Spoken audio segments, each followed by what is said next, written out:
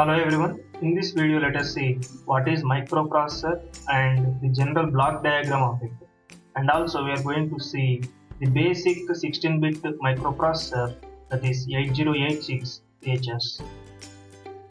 So first, what is microprocessor? As name indicates, it is a microprocessor. So that means it is very small in size. When I say it is very small in size, you know that it must be integrated onto a single silicon wafer. That is, it must come in IC form. And processor indicates a central processing unit which is going to process the input data, very particularly the binary data. So we could say microprocessor is nothing but CPU on chip. Central processing unit built on a single integrated circuit is called a microprocessor. In other way, we can say processor is an electronic unit which processes the data, very particularly binary data, according to the instructions. These instructions is nothing but programming. So in that way, it is a programmable, multi-purpose, clock-driven, register-based electronic device that reads binary instructions from a storage device called memory. So this memory is not going to be inside the processor, outside the processor. So from that memory, this processor is going to take the instructions and as well as the data to execute the whatever the program. So it accepts the binary data as input and process the data according to the instructions and provides the your resultant output. So the microprocessor contains millions of teeny transistors. Obviously, when it is a IC form, obviously it is going to have so many transistors, millions of transistors. So coming to general block diagram, it is going to have the very first element in the CPU, that is ALU, arithmetic logic unit, and the next unit is register set. Register set are nothing but like those are the fastest memory to hold the data when it is executing the programs. And obviously it requires timing and control unit. And along with these, you need some interfacing circuitry inside the processor. Whenever you are going to use this particular microprocessor for our applications, you need some interfacing circuitry to interface with other external devices for our application purpose. So all these together, nothing but your general block diagram of microprocessor. So now this microprocessor can be connected with external devices like memory devices, communication devices, and IO devices to form various our real-time applications. Like microprocessors will be used in our computers or smartphones or smart watches, any smart electronic devices, servers, workstations. So like this, the microprocessors will be used in real-time applications where the task is like general purpose. Okay, so wherever you require some general purpose applications, you can go with the microprocessors, and provided that wherever you require the programming. Okay, so with the help of programming, if you want to do some smart things, some different kind of multiple processing, you can go with the microprocessor. So let us see the history of IC, because as we said, microprocessor is nothing but an IC. So first let us see a little bit history of IC. The first monolithic IC chip was introduced by Robert in 1959. And after that in 1968, Robert and Gordon and Andrew, they all together started company Intel. So then after these ICs took very fast pace, then you got in 1971 you got 4-bit microprocessor, that is 4004. Then after in 1972 you got 8-bit microprocessor, that is 8008. So then after in 1974 you got again 8-bit general purpose microprocessor with some kind of variation, that is 8080. Then after in 1976 fully commercial 8-bit general processor came, that is 8085. Then after in 1978 you got this 16-bit microprocessor, that is 8086.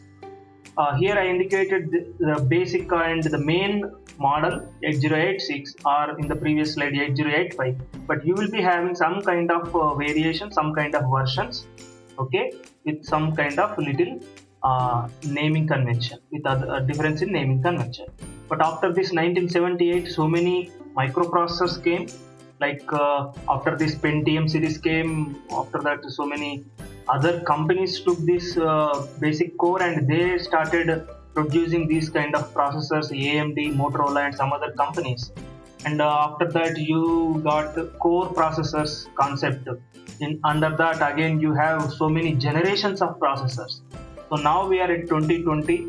So now the era is like 10th generation Intel Core i9 and which is 64-bit processor. So this is all about little history. You can go through the other microprocessors also. But you have to remember, different microprocessors will have different speed, word size, memory addressing capability, and number of registers and instruction set. But the purpose is same. The purpose is it has to take binary data and it has to process that particular binary data as per your program, and it has to produce the output. But the size, address bus size, data bus size, and the speed of it, and the instruction set, and the registers count, those will be varying the microprocessor to the other microprocessor, the one microprocessor to the other microprocessor. So let us see now the 8086 features. So as I said, it is available in 3 versions based on the frequency of operations. As I said, generally we will be indicating 8086, but as I said, you will be having some versions of 8086. So the operation frequency is from 5 MHz to 10 MHz. So if the operation frequency is increasing, means the performance will increase, because it can execute the more number of instructions, okay, within less time if frequency is more. And it comes in 40-pin dual in line package. As you can see in the image, dual line in package is nothing but for that IC, whichever the rectangular shape IC, you will be having the pins. Pins are nothing but the external connections, okay. Those leads will be the 2 sides, okay, left and right. So dual in line package, and you are going to have total 40 pin. So whenever you whenever we see the signal description of that particular 8086, we will come to know what are those 40 pins. And coming to the next features of 8086, as I said, it is a 16-bit processor. So when I say it is 16-bit processor, the word size is 16-bit. When I say the word size is 16-bit, the internal ALU size is 16-bit. That means at a time ALU can do the 16-bit operations, like it can add 2 16-bit numbers, it can subtract 2 16-bit, it can multiply 2 16-bit, like that, okay. And this particular 8086 is going to have total 14 internal registers, and each of size of 16-bit. And also these 16-bit registers can be splitted into, can be used as 2 8-bit registers also. So it has a 20-bit address bus, so that means it can address, okay, it can locate 2 power 20 locations, 2 power 20. So this is basic understanding, basic concept from your digital electronic circuit. If you have 4 bits, so the total combinations possible are 2 power 4. So in the similar way, if your address bus, if 8086 address bus size is 20 bit, then automatically this 8086 addressing capability will become 2 power 20. And also the data bus size, as I said, because it is a 16-bit processor, it has 16-bit data bus. And also this 16-bit data bus can read, write data to the memory port, memory or the input IO port, either fully 16 bits, or it can take 8-bit at a time also, because inside you have the particular registers with 8-bit facility also. So coming to the other features, so it uses 2 stages of pipelining. So this pipelining concept will improve the performance of the particular processor. Okay, instead of executing a instruction and waiting till the execution, if it is fetching a instruction and it is understanding that instruction and it is executing that instruction, if it is following a single way, like without using pipeline, it has to wait until the execution of that particular instruction. After the execution of that particular instruction only, it can fetch the next instruction. But whereas if you are using pipeline, and particularly 8086 is using two stages pipeline, that means one is fetch stage and other is execute stage. So that means if one instruction is in the fetching stage, by default the other instruction, the previous fetched instruction, will be in the execution in the execution stage. So in this way you can improve the performance of your microprocessor. So here BIU will take care of this fetch stage. BIU is bus interface unit, and EU is execution unit. So this will take care of execution stage. So fetch stage can pre-fetch up to 6 bytes of instructions and stores them in the queue. So that means if you have written a program in like as per your requirement and it is stored in the memory, so if you want to execute that particular program, this particular processor has to take one by one instruction. So it has the capability of at a time it can take like pre-fetch 6 bytes of your coding information, 6 bytes of your instructions. Okay, so that if one byte is moving towards the next stage, automatically one gap will be there, so that the next byte will come. Okay, this is what some kind of like pre-fetch. Okay, before executing the previously fetched instructions, you are taking the other instructions. Okay, other instructions into the processor.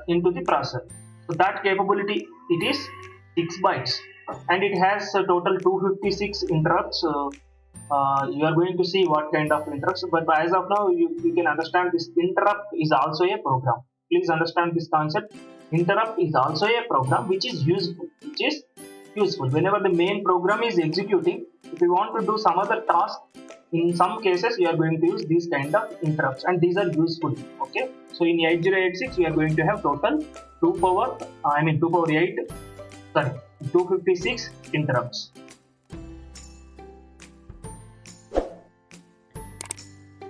Thank you so much. If you have any doubts, you can use the comment section.